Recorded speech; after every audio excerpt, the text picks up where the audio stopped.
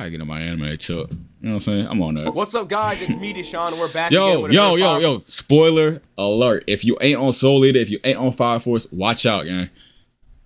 I bleed this. You know what I'm saying? This is me. Force video, and today we're going to be doing something Watch very out. fun. And I know everyone's been wondering this since the Fire Force manga actually ended. Now that we finally hit this point in the series, bro, when it's so, the next one's gonna be Soul World. Yo, I'm so excited, mom. Yo, is he working on it right now? Who knows? Who are the strongest characters? It's like crack to me, bro. This video, Still watching video pause? Be listing the top 10 strongest characters. If your favorite character didn't make the list, or if you don't agree with my placements on this list, feel free to comment your own list down below. My favorite thing is this nigga, when right? you do, try not to be a douche. He cool. I'd like to have you guys have a nice and friendly discussion as but a Arthur? community. And you guys might even disagree That's with my some nigga, of my placements with this list. You know why I like this nigga? Because he say who he is and he do that every time. He don't care about what no nigga gotta say to him ever. He don't. Try my best to explain them. And more than anything, I think I should mention that I'm not about to be doing this with power scaling calcs or anything along those lines, because I'd more or less like to be on that. Follow exactly what was stated in the manga rather than inferring how strong I think the characters are based on certain feats with calcs. And to start this list off, at the number 10 spot, we have Sumire. When it comes to firepower, Sumire is probably she shocked me so crazy, bro. I was like, shows us such an insane degree of firepower with her ignition ability. Being her power able confused to me so much. Attack and defend with vibrations. When she defends herself with these said vibrations, it practically makes her untouchable, because the moment you touch her, you will be severely damaged, even turning anything that she can vibrate into rubble. And that's not even the most dangerous part about her ability. With these same vibrations, she can actually shake the world, causing earthquakes. And if she were to use these same level of vibrations on a human, let's just say there's a reason why Kareem tremor fruit, like Whitebeard, from her attack in that instance when she almost killed him. With this insane amount of power to casually, and she don't care about nothing, bro. Like her face. There's a reason why she's starting this list. Now, number 9 on the list is Charon.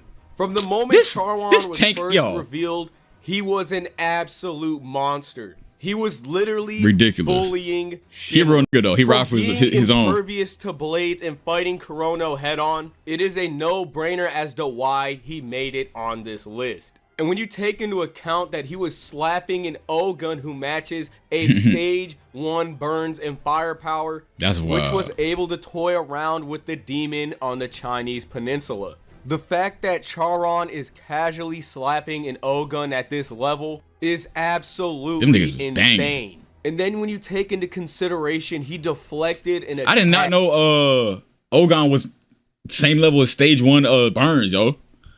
How many stages did Burns got? 3?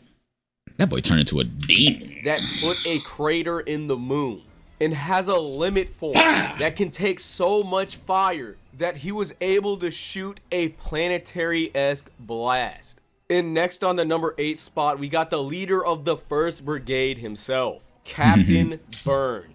Burns is so strong that his stage 1 form scales to a demon infernal. He wouldn't be able to necessarily generate enough firepower to destroy that demon infernal, but he'd be able to beat the living crap out of it, similar to how O-gun did during the Chinese peninsula. Not only this, Burns is so strong, it's been a long time since he's even felt a tingle or any form of pain for that matter while he was a fire soldier. Well, that was the case until he met Shinra. He's so strong in stage 1, as Shinra would describe it. That Shinra fight a step towards him is going to crush him. He be breakdancing on niggas. His power alone was enough to push Shinra away on more than one occasion. Not even just that, when Burns he be doing it in the slides every time. Of his ignition ability, he was able to tank an attack that took out Charon, aka the Corner. Keep in mind there are 5 stages. 5? In Forgot. stage 5, Shinra actually had to make an Adala link and tap into his light speed for a brief moment just to match Burns. If this doesn't say enough about his strength, I don't know what else possibly could.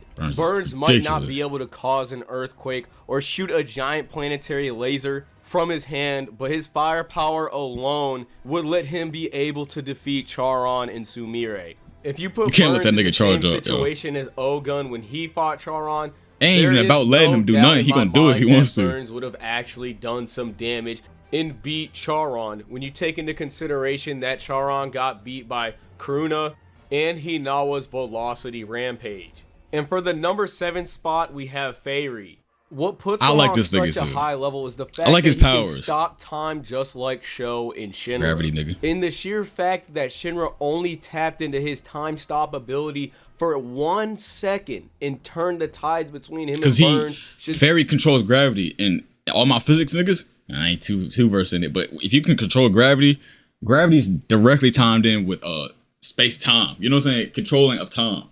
You feel me? Say enough in itself. I ain't lying. I don't really know you feel me too much. Fairy is one of the only characters that can actually play in this ball game.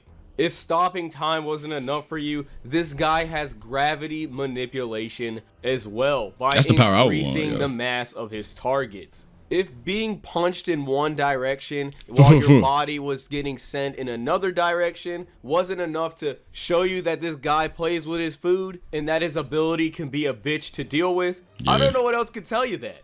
Unless you want to take into account that this dude literally used his gravity ability and ripped the moon from the sky and then began to make that same moon crash into the planet like it's Majora's Mask. Not only can he stop time like Sho and Shinra, but he ripped the moon out of the sky. And then he can entirely discombobulate you while you are fighting him. Literally getting overwhelmed by the sheer force of his gravity and not knowing what's going on around you as he sends you in every which way in different direction that he possibly can. As for the number 6 spot, we've got Sho. His power is literally cheating, yo. Who can stop time. Outside of entirely outclassing you with speed with separate universe and just inevitably speed blitzing you, Sho's destructive force is obviously not the reason why he's so high on this list, but it is his speed entirely. If he can already just outclass you and beat you in an instant, that should say enough in itself. But if you could catch up with Sho, then you'd most likely have a fair fight with him. But even Sho also then, cool too. His facial on the same playing field with Sho, he could still possibly outclass you with speed, as seen with Sho versus Plus, he's nice with the sword, yo. Despite Fairy also being able to stop time, Sho was able to instantly defeat him with his insane speed. Yeah, man. So Sho is literally in a different dimension of speed than 90% of the cast in all of Fire Force. And then even if you were to go onto the same speed dimension as him, he could still slap you. Facts. Obviously, there's a reason why. This is one of the best fights in the anime right here. But believe it or not, there are still characters stronger than even that. Characters like the one in our number 5 spot, Dragon. His pressure and presence alone is so. Yeah, he's so confusing, bro. Because like he's the embodiment of the idea of a dragon. You know what I'm saying? When you think of a dragon, like the whole world's idea of a dragon combined together, it's like you don't hear about a dragon losing or somebody slaying a dragon unless it's a knight, right? So it's like, yo, this whole series is a bar, yo. Like, absolutely disgusting. I ain't gonna spoil, but from the time we first saw you see who that nigga is, who's standing right in front of him. Tank the Night King attack that cut through an entire building. We knew what was up with this character. He is in a completely different league. The thing is, Dragon been like that since he was a kid, bro. Like he was feared because like he was known as a walking disaster. You feel me? Dragon casually spitting could level I don't know when, bro. Fucking building. Crazy. I don't know when he lost the top of the head top. Strong. He was that ball to be getting niggas at an early age. In burning seas. He is so strong. The pressure that emanates from his body could destroy you and damage you. In a base form, he is impervious to plasma. And we haven't even talked about his second form yet. He's ridiculous, his dragon suit form. And in this form, Dragon and Arthur fought for the fate of the Earth. Ooh. And the dragon that we knew that was burning seas and cleaving continents is now destroying stars by punching through them. And not even just that, one blast from his fire breath easily destroyed hundreds of them, as we see them all explode as Arthur and Dragon continue to clash. And when it comes to the number 4 spot, when you take into consideration who Dragon is actually fighting, it only makes these sense strong for niggas Arthur to know they be can do right all this after him, in terms of being the 4th strongest in the series. Look at him. During the Arthur versus He's Dragon so cool, fight, bro. Arthur and Dragon, obviously I said this before, when they both fight, they destroy stars. The fact that Arthur is even able to clash with Dragon and then eventually defeats him puts him on another level entirely from the rest of the cast of the series, unless you want to take into account the next 3 characters on the list. Yeah. Not only does Arthur defy death, but in his ultimate attack, Steeled for Death, he actually divides the earth and cuts it in half. I think the most impressive thing that Arthur has done was take Dragon's star-destroying breath. You see how I got Arthur right next to the moon because he was on the moon? What kind of toothpaste can I ain't even playing it like that. It just happened. Please tell me. I just knew I wanted it over there. Anyways, he tanks this attack to Shout out face, God. cuts the planet in half, and basically has the same feats and stats as Dragon. Now, number 3 on the list is kind of debatable because we never actually see him perform a star-level attack. But I'd have to say, number 3 on this list has to be Benimaru. I knew it was gonna Not be him. only did he teach both Arthur and Shinra, but this dude is so strong that his fight with Shinmon Hibachi actually began to warp reality. Yeah. This reality warping was so strong. Even when they start having the replicas, I forgot the Adola version of them come to the Earth.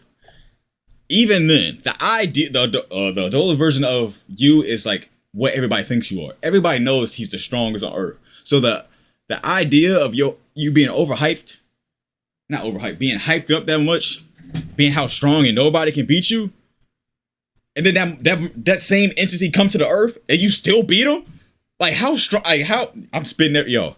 How much of a that nigga you gotta be, yo? Like for real, like it's ridiculous. That he eventually warped the moon in its entirety, actually causing the moon to become the same moon that we've seen from Soul Eater. And the most insane thing is the fact that the moon reality warping was so strong that he eventually warped the both Arthur and Shinra, but she actually began to warp reality. This reality warping was so strong that he eventually warped the moon in its entirety. Crazy. Actually causing the moon to become the same moon that we've seen from Soul Eater.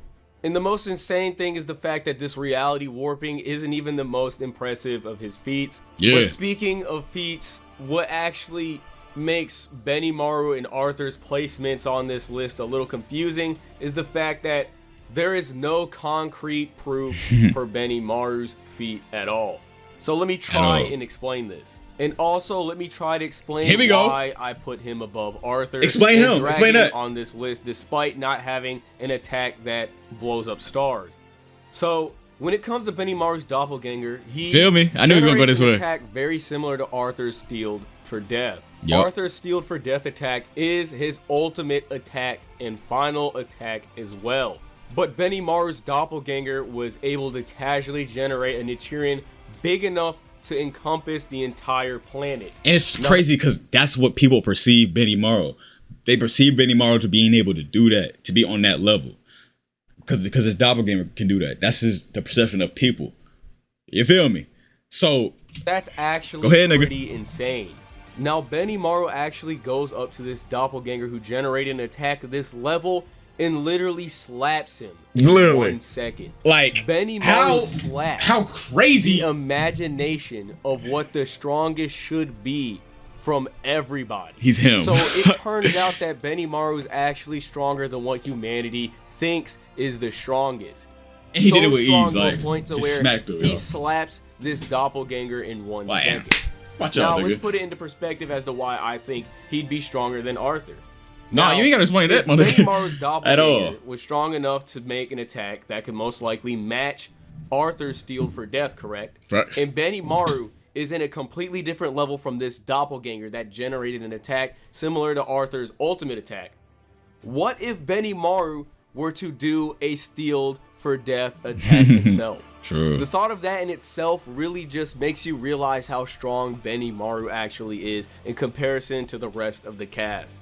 Despite him And the fact not that he having has any 2 flashy generations, feats he has second to generation display to be able that to same control flames, strength. and third As to for number produce 2 them on the at the list, same it time. would You really have do to whatever you be want, bro. You really that Haumea. nigga, bro. Not only does she have the same ability, I don't want to as hear about Haumea, but she Haumea, bro. also has Inka's foresight ability as well, and the abilities of all the other pillars. It's only because she that tied are in with her. the It is Evangelius. basically impossible to hit Haumea because of Inka's ability and Iris's ability, which gives her divine See, look. protection. Like, she's cheating, bro. She literally becomes a god. That shit, it's cheating, bro. You get too much help from the Evangelius. That's not even your own. You feel And the me? ability to see into the It future. is, but it ain't. The fact that she can even react to both Shinra and Sho when they're using their time stop ability should say enough about her in itself.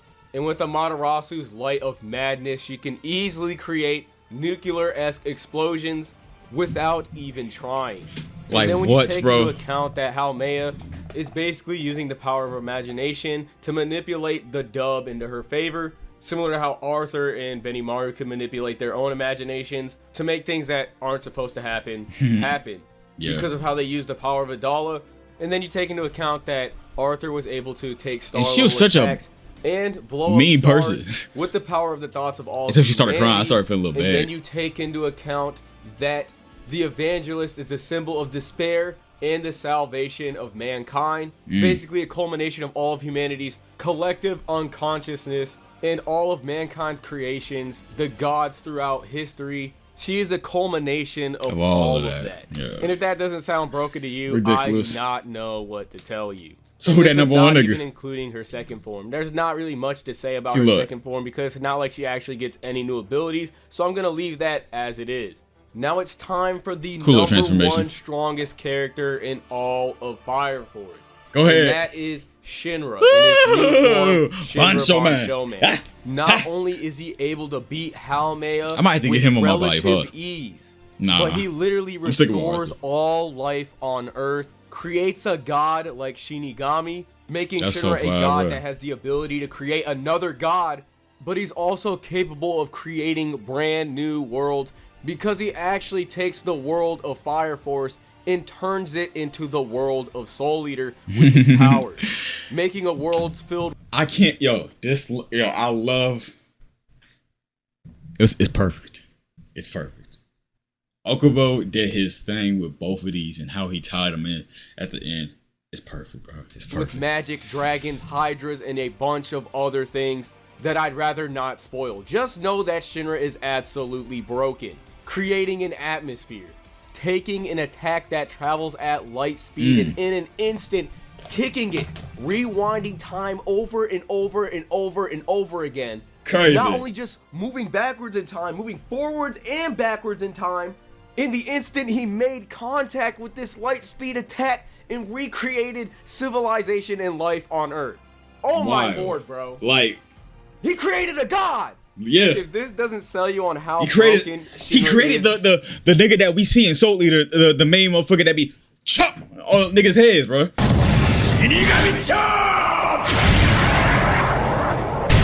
I forgot the number to call him on the mirror. 5-1. I didn't even remember that if number, this yo. doesn't sell you on him being the number 1 strongest character in the entire So far, Fire bro. Force series, I don't know what to tell you.